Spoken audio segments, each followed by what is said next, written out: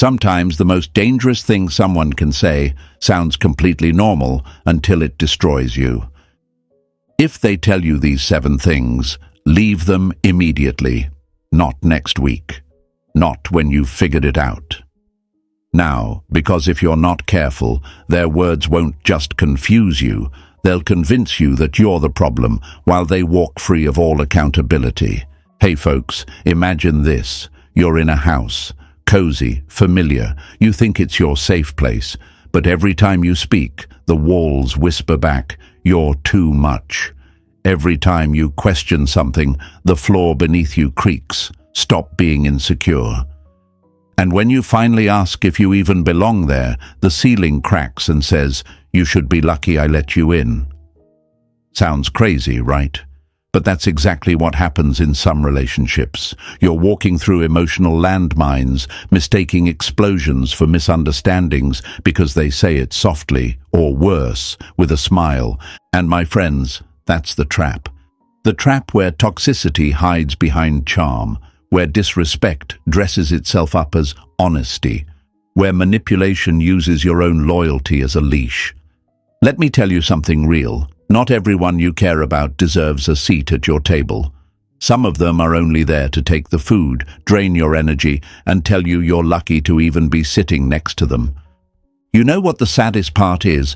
Most people don't even realize it's happening, because they've been trained to think, it's just how relationships are, or maybe I'm asking for too much. But you're not. You're just finally waking up. And if someone tells you things that make you doubt your worth, question your gut, or feel like you're walking on emotional eggshells, they are not your safe space. They are your storm. Let me break a lie wide open. Words don't always need to be loud to be dangerous. Some of the most soul-damaging things are whispered quietly, dropped in arguments, or slipped into jokes, like venom wrapped in silk, like being stabbed with a smile.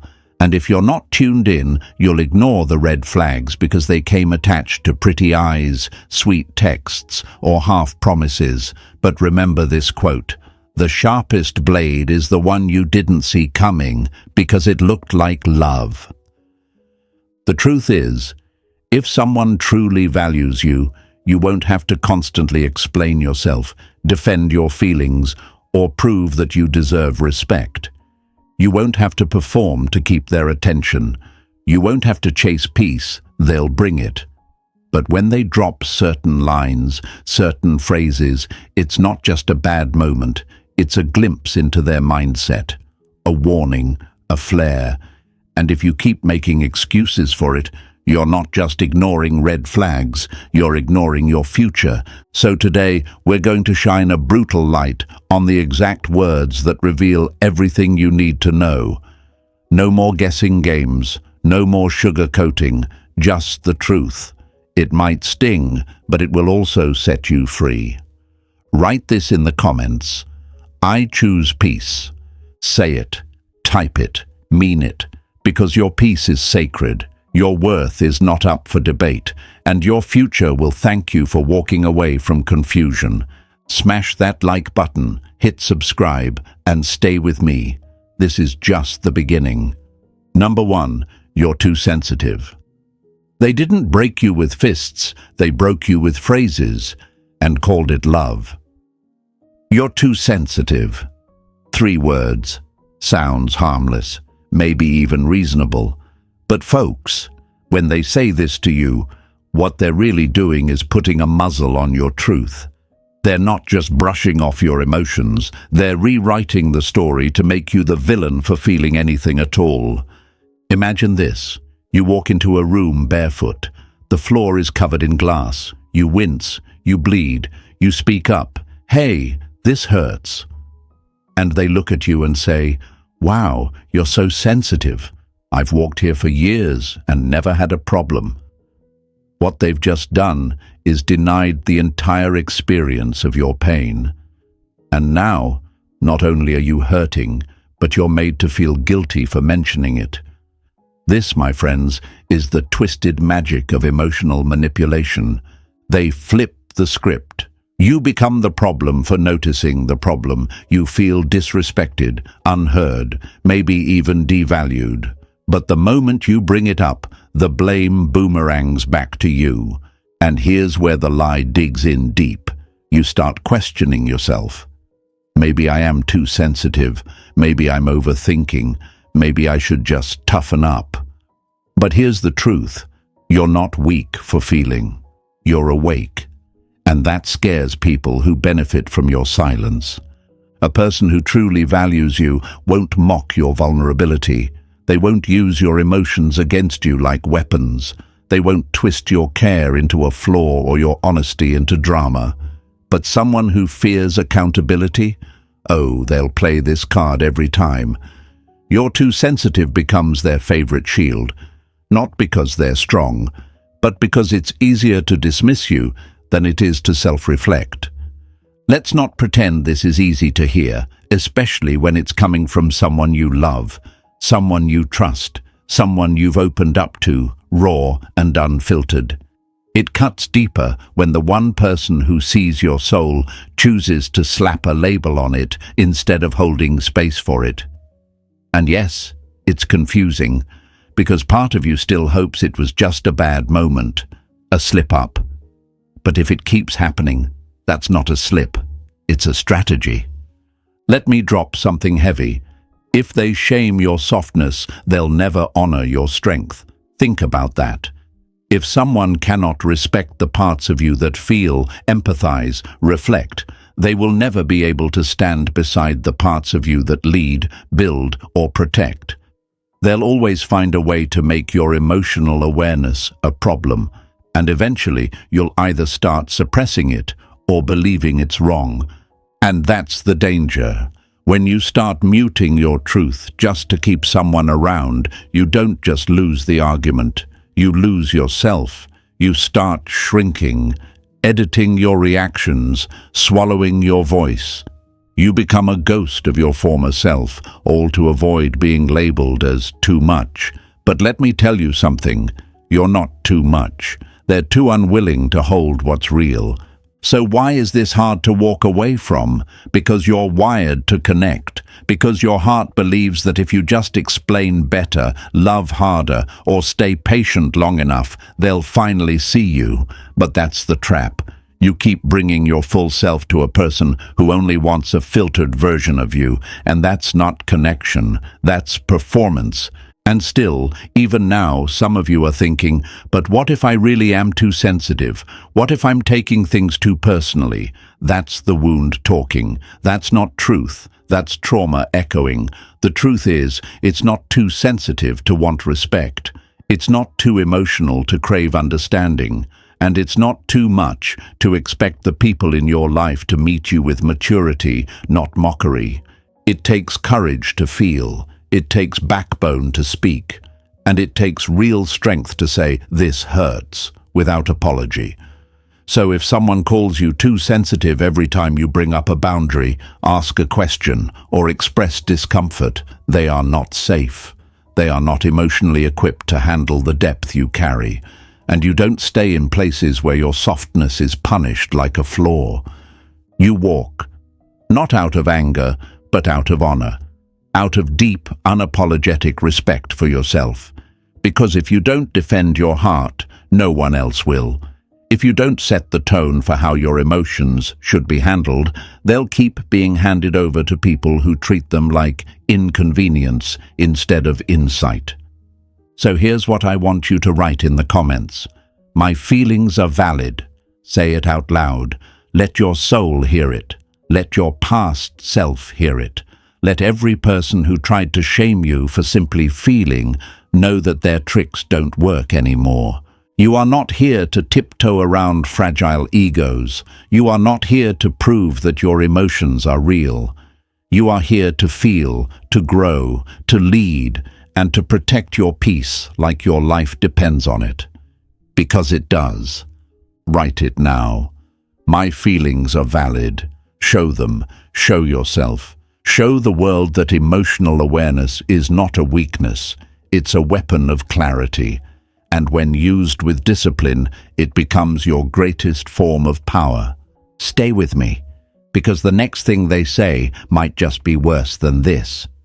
Number 2, that's just your insecurity talking. The easiest way to silence someone is not to argue with their truth. It's to make them question it. When they say this to you, that's just your insecurity talking. What they're really doing is stepping into your mind and trying to change the script. It's not about resolving a problem. It's not about connection. It's about disarming you, quieting your voice while they keep doing exactly what's hurting you. Folks, imagine you're a soldier standing guard over your own boundaries. You've seen patterns. You've spotted red flags. Something doesn't feel right. And just when you muster up the courage to speak it, to confront it, they hit you with this phrase, "That's just your insecurity talking." And suddenly, your weapon gets turned against you. Your instinct is called delusion. Your concern is dismissed like a bad dream. And just like that, you go from being aware to being ashamed. You question yourself instead of questioning them. And they know that. That's why they say it. Because here's the dark truth. Most manipulators don't need to lie to you directly. They just need to get you to lie to yourself. They don't need to stop what they're doing. They just need to convince you that noticing it is the real issue. It's not about your voice being wrong. It's about them making you scared to use it. Let's talk about why this one hits so hard. Because we all carry wounds. We all have stories, scars, insecurities from the past. Moments we didn't feel enough. Moments where love felt like rejection with a smile. So when someone we care about calls us insecure, it hits those spots. Not because it's true, but because it sounds like something we've secretly feared. And that's where they gain power, not through truth, but through emotional leverage. Let's break it down. You ask why they're constantly texting someone from their past. You ask why they don't introduce you to people they're close with. You say, "This makes me uncomfortable." And instead of leaning in, instead of understanding or offering transparency, they look at you and say, "That's just your insecurity." Not, "Let's talk about it." Not, "I understand your concern." No. What they're really saying is, "You're not allowed to have emotional boundaries unless they benefit me." Let me tell you something. There's a difference between being insecure and being intuitive. And you better learn to protect that difference, because the world will always try to blur it when it suits their agenda. A secure person doesn't shut you down. They open up the space for dialogue. They help you unpack what you're feeling. They don't call you insecure for needing clarity. They respect that clarity builds connection. But someone who's hiding something, someone who enjoys having you off balance, they'll toss this phrase around like confetti, because every time you back down, they win a little more ground. Let's not lie to ourselves, though. It's hard to walk away after hearing this, especially when you're deep in it. Especially when you still hope they'll change. Especially when you've been conditioned to think, maybe I am the problem. Because men, we're taught that strength means silence. That a real man doesn't get bothered, that if you feel uneasy, you must be jealous, clingy, or damaged. But let me flip that script right now. A real man speaks his truth, even if his voice shakes. A real man asks questions when the energy shifts. A real man doesn't let someone else define his emotional intelligence as weakness. Don't fall for that guilt trap. You're not insecure for noticing a shift in their tone. You're not insecure for wanting honesty. You're not insecure for expecting exclusivity, transparency, and consistency. You're aware, you're observant, you're grounded in reality. And that scares the ones who benefit from your confusion. Because here's what no one tells you.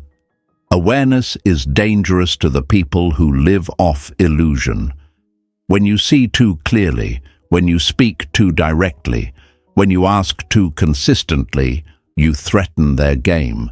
So instead of rising to your level, they try to drag you down into self-doubt. It's not because you're wrong, it's because you're getting close to the truth, and the truth exposes everything they want to keep hidden. So what do you do when someone hits you with this line? Do you explain harder, argue louder, try to prove that you're not insecure? No. That's what they want. They want you chasing validation. They want you explaining your boundaries like they're negotiable. They want you defending yourself while they keep deflecting. You don't engage in that dance. You walk, you rise, because once someone labels your voice as a flaw, they're already showing you what kind of relationship they want. One where they lead and you follow. One where they speak and you stay quiet. One where their truth is fact and yours is just insecurity. That's not love. That's hierarchy. That's control. And let me say this loud for the ones in the back. You are not crazy for feeling what you feel. Your gut is not your enemy. It's your guide. And if they keep calling you insecure every time you ask for respect, what they're really saying is, I'm not willing to give it. So you leave, not with bitterness, not with revenge, but with a quiet kind of power that says, I no longer need to beg for peace. I am peace. Write this in the comments right now. I trust my intuition. Say it like your healing depends on it. Because it does. Because the moment you stop outsourcing truth and start honoring what you know, you stop being a victim of manipulation and start becoming the author of your life again. Say it. I trust my intuition. Let it echo. Let it burn. Let it become the anthem for the man who refuses to be gaslit into silence. And stay with me, because the next line they say might be even more subtle and even more dangerous. Number 3. I never asked you to do that. Some people will let you give them everything and then blame you for offering it. There it is. That one line that slices deeper than 1,000 silences. I never asked you to do that. You've been showing up. You've been consistent.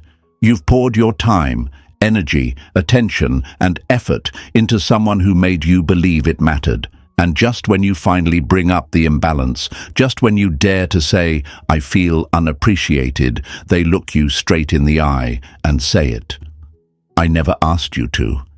It's like handing someone water in the middle of a desert, and after they drink it, they throw the cup at your feet and say, I didn't ask for this. My friends, don't mistake that moment for honesty. That's not humility. That's emotional robbery, disguised as detachment. You see, this line doesn't just deny your effort, it erases it. It rewrites history. It makes everything you gave, every late-night call, every thoughtful gesture, every moment you chose them over yourself, suddenly feel like a mistake. Not because it was, but because they want it to look like one. That way, they don't have to feel bad. They don't have to say thank you.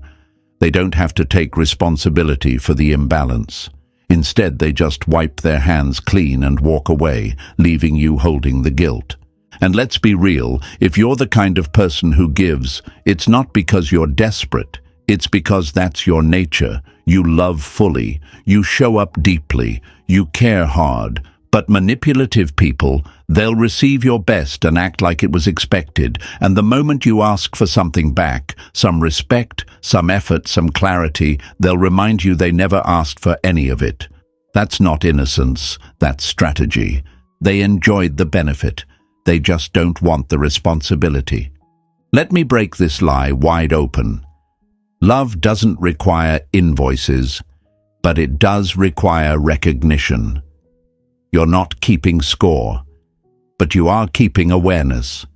And when you realize you're giving into a black hole, something that takes without ever returning, you're not toxic for speaking up.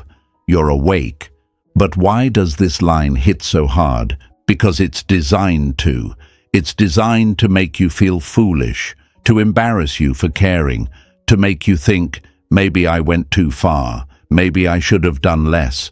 Maybe I'm the one who ruined it by expecting anything back. But let me tell you something. You didn't ruin anything by expecting mutual effort. You didn't go wrong by loving deeply. You only went wrong by continuing to pour into someone who used your love like a free subscription, with no intention to renew. This line is not just a dismissal, it's a power play. It's their way of keeping control. Because if they never asked for anything, then technically they owe you nothing. And if they owe you nothing, then guess what? You're left empty-handed, with no closure, no accountability, and no explanation. That's the game. But here's the part they don't want you to realize. You don't need permission to value your own effort. You don't need their acknowledgement to validate your intentions. Your effort still mattered, even if they buried it beneath ego. You're not too much for expecting appreciation. You're not wrong for wanting reciprocation. You're not demanding for asking that love be a two-way street. You are only in danger when you stop believing your effort deserves more than indifference. So let's flip this. Why do people say this? Why do they tell you, "I never asked you to do that," when you've been showing up for them in ways no one else has? Because it lets them exit the emotional contract without paying the bill. They got all the benefits, your time, loyalty, attention, protection, and now they want to ghost without guilt. So they twist the narrative. They make it seem like you imposed your care onto them, like you were the problem for loving too hard. But here's the truth. You didn't love too much. They just loved too little. And now they're using shame to flip the spotlight off their apathy and onto your heart. That's not wisdom, that's cowardice. But let's be honest, folks. It's hard to walk away when you've given so much. It's hard to detach when your fingerprints are all over the connection. You keep thinking, if I stay just a little longer, maybe they'll finally see what I've done for them. Maybe they'll realize I'm the one who stayed. But let me ask you, how much longer are you going to water a dead plant? Your loyalty is not a leash. Your love is not a debt. And your effort is not an invitation to be used. The most dangerous part of this phrase isn't what it says, it's what it steals. It steals your narrative. It steals your self-worth. It makes you feel like all your effort was just noise. But don't let them do that. Don't let someone who benefited from your heart turn around and act like you forced it on them, because you were never forcing anything. You were just giving in good faith. And if they can't honor that, if their only response is detachment and dismissal, that is your answer. So what do? You don't explain harder. You don't justify your love. You don't shrink just because someone else didn't know how to receive what you gave. You leave. Not because you're bitter, but because you've finally realized you deserve someone who doesn't just take, but treasures.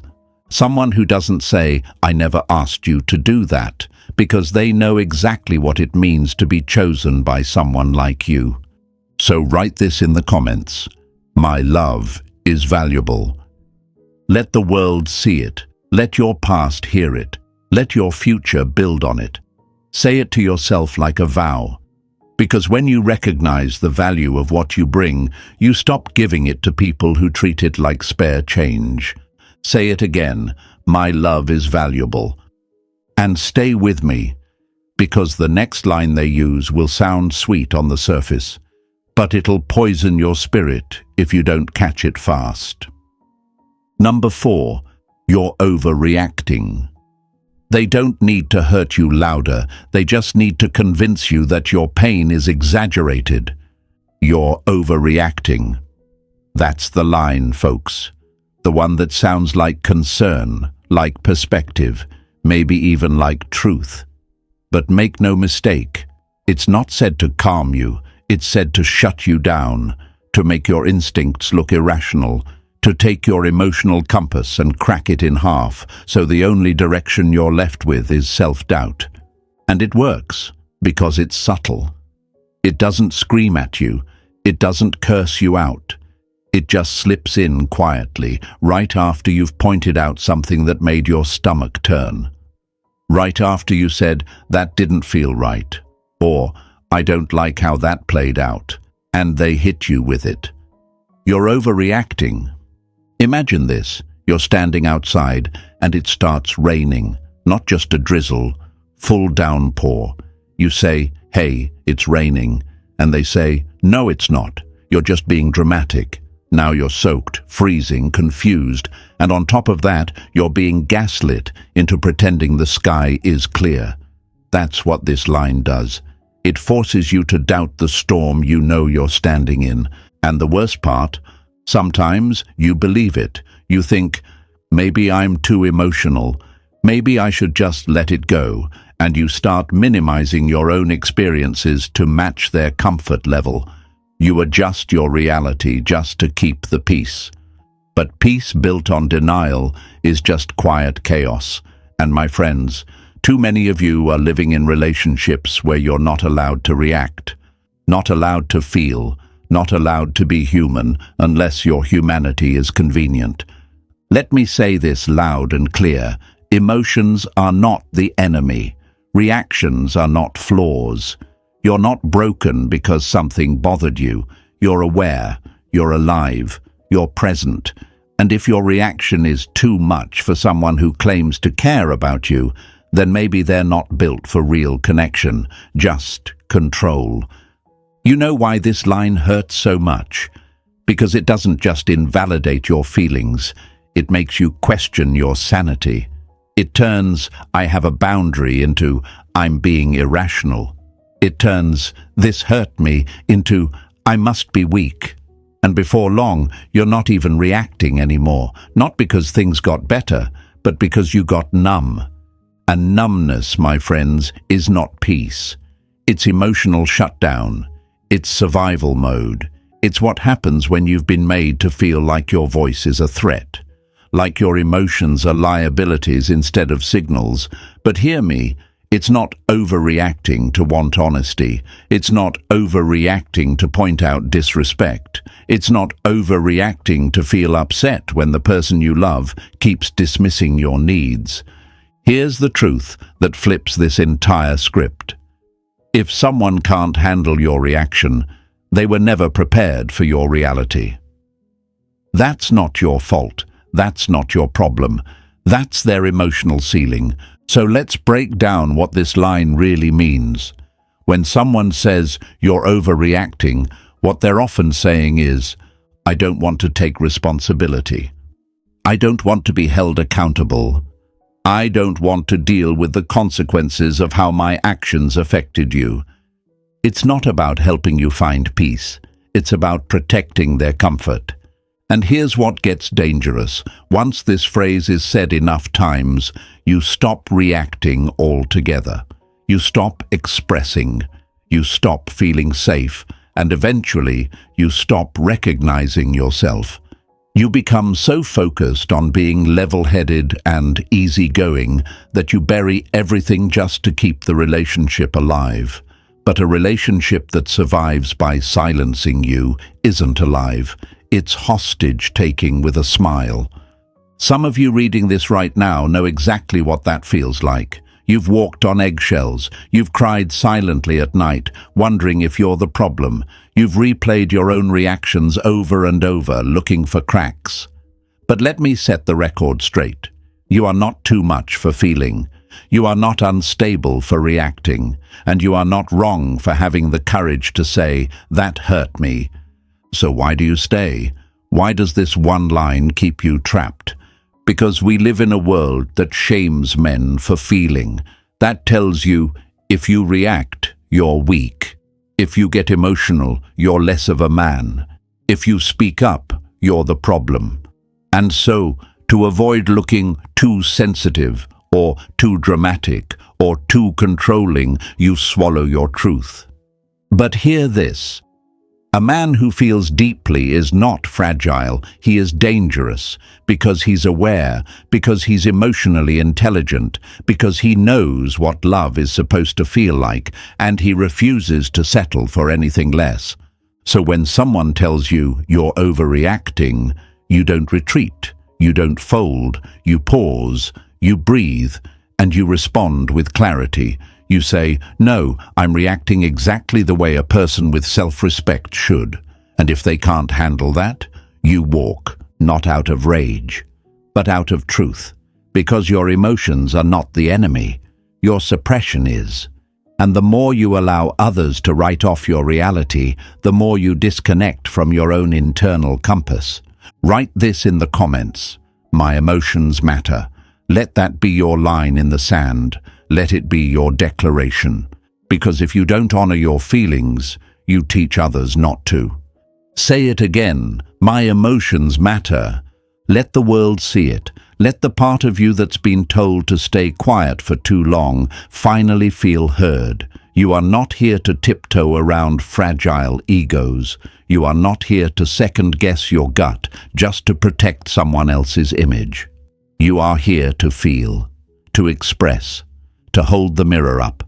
And if they flinch, that's on them, not you. Stay with me, because the next thing they say might sound like empowerment, but it's actually the foundation of a trap.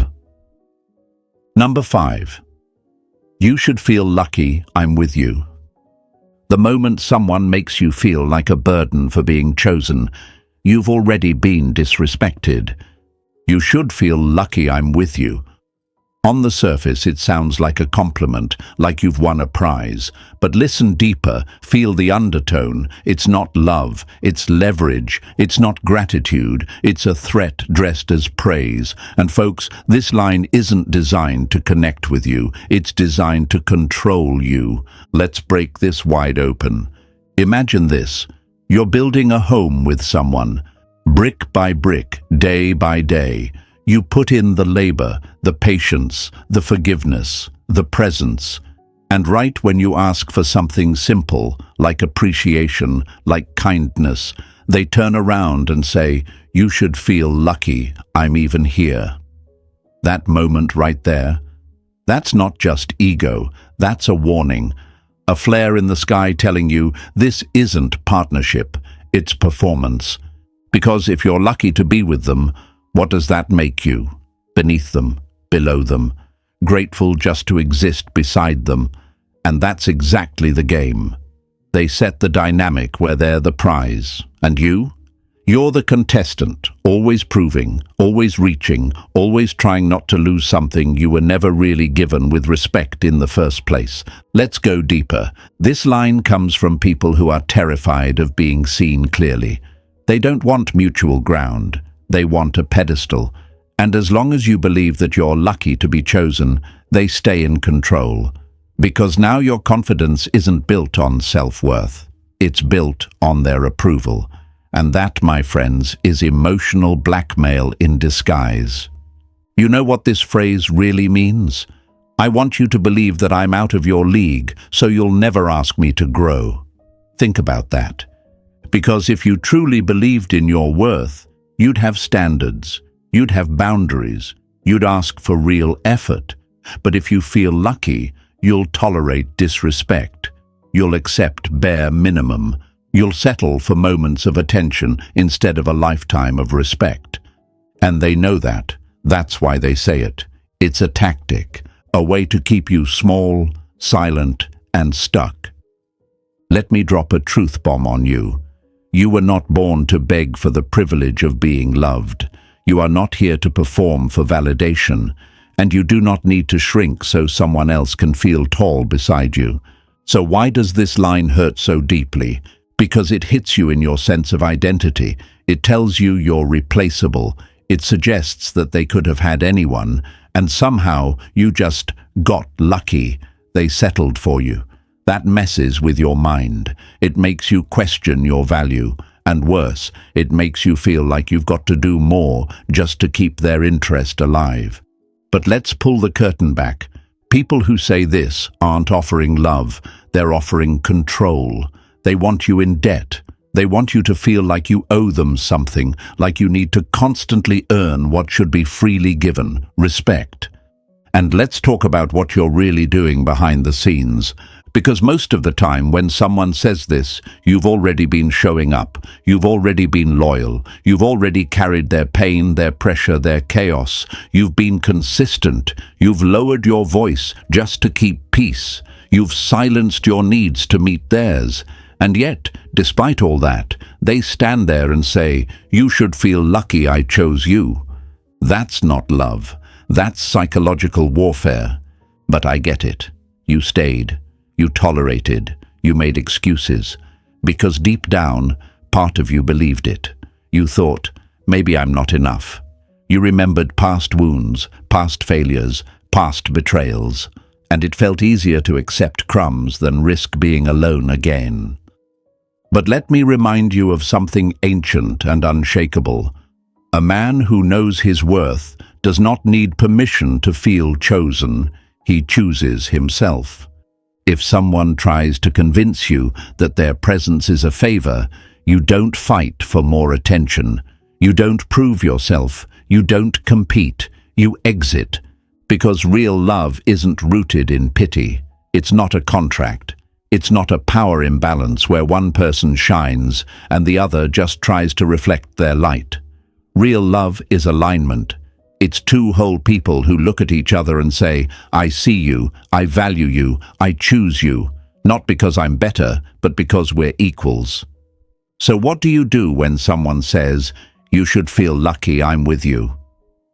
You don't nod and agree. You don't try harder. You don't accept the leash. You rise. You remind yourself of who you are. You remember every time you were there when no one else was.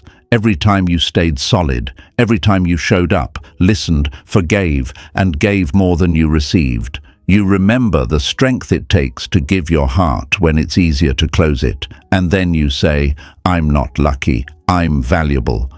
Write this in the comments. I am not lucky. I am worthy. Say it like you mean it. Say it for the version of you that stayed too long in places you outgrew. Say it for the part of you that forgot how powerful your love is. Say it for the future you, that version of you that walks into relationships knowing his worth, demanding equal ground, and never accepting pedestal praise wrapped in emotional chains. I am not lucky. I am worthy. Let that be your reminder, your fire, your freedom.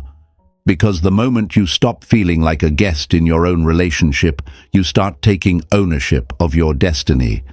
And trust me, you haven't even seen the worst line they'll say yet. Stay with me. The next one, it's even more dangerous.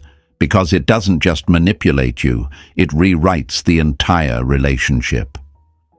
Number 6, you're just afraid of commitment. When they can't meet your standards, they'll attack your intentions. You're just afraid of commitment. On the surface, it sounds like insight, like they're reading your heart, like they've cracked the code of why you're not giving in, not rushing, not folding at their pace. But hear me, this isn't always about love, growth, or understanding. Sometimes it's a trap, a manipulative twist of the truth. And it's not meant to bring you closer. It's meant to push you into surrender. Let's zoom in. You've been moving with intention, observing, listening, paying attention to how they show up when the game isn't going their way. You're not running. You're reading the room. You're not afraid of commitment.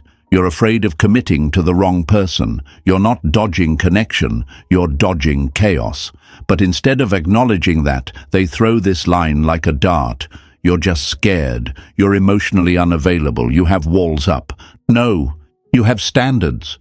You're not afraid of building something real. You're afraid of wasting your bricks on someone who only wants shelter when it's convenient.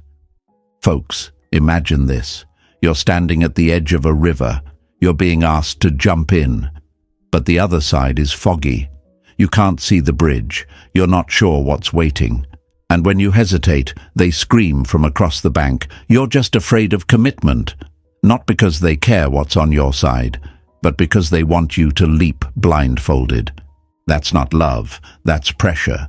And here's the catch. They make hesitation look like weakness, like something to be fixed. But hesitation is wisdom. it's awareness, it's the mind doing exactly what it's supposed to do when something feels off. And they know that. That's why they try to flip it. Because if they can convince you that your boundaries are just fear in disguise, then guess what? You'll lower them. You'll start second-guessing your own intuition. You'll start rushing into decisions you haven't had time to feel out. You'll start proving that you're not afraid by jumping into things you're not even sure are aligned. And just like that, they've got you.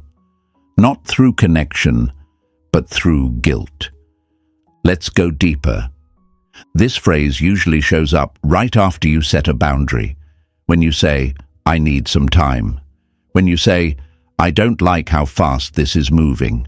When you say, let's slow down and talk about what we both want. That's when it comes. You're just afraid of commitment. But really, what they're saying is, you're not letting me control the timeline, and that threatens me.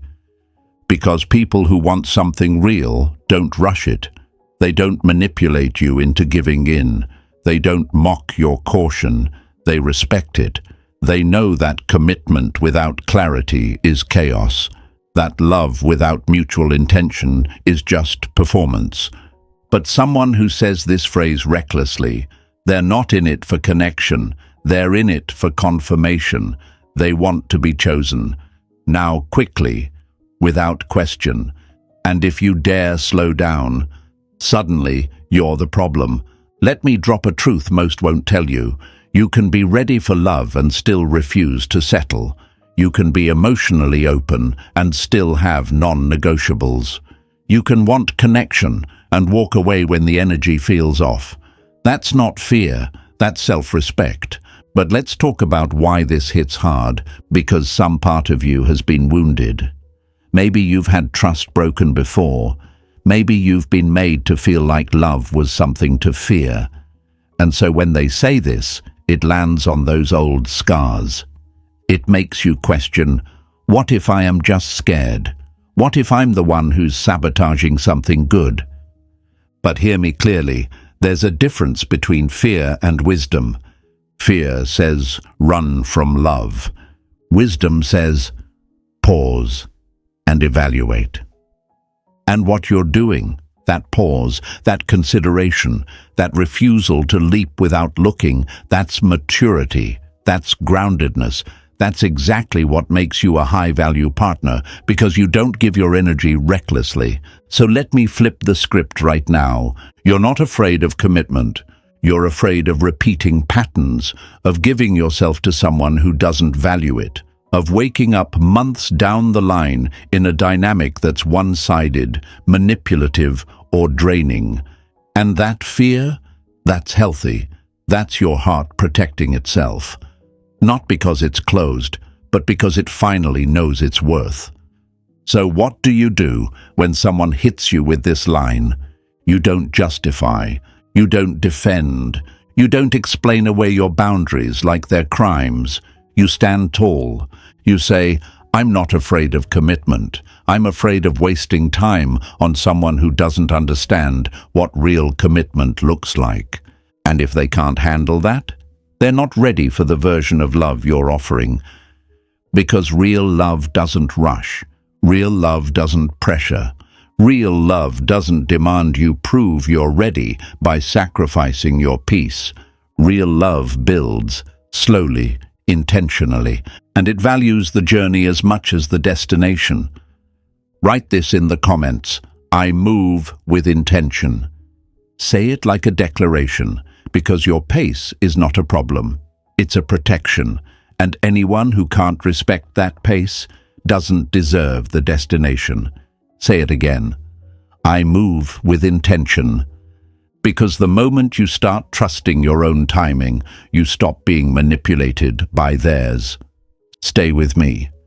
Because the next phrase, it's not just guilt, it's emotional blackmail. And if you don't see it for what it is, it'll keep you chained for years. Number 7. If you really loved me, you would. Real love doesn't manipulate you into proving it. It recognizes itself without a test. If you really loved me, you would... That line, that sneaky, guilt-laced trap dressed up like intimacy. It doesn't sound dangerous at first. In fact, it might sound like a plea for closeness, a desire for reassurance. But if you're not paying attention, it becomes something far more sinister. Because this isn't love, it's emotional blackmail with a smile. Let's strip it down.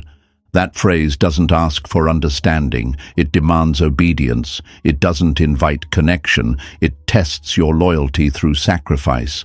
It says, prove it. Jump through this hoop. Give up your boundaries. Bend, break, shrink, just so I feel loved.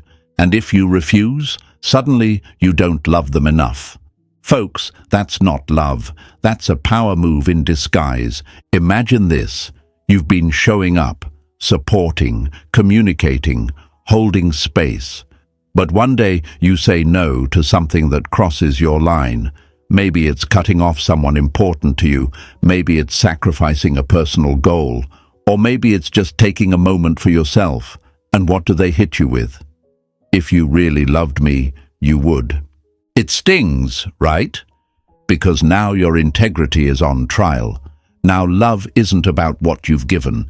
It's about what you're willing to give up. And every part of you starts wondering, am I the bad guy?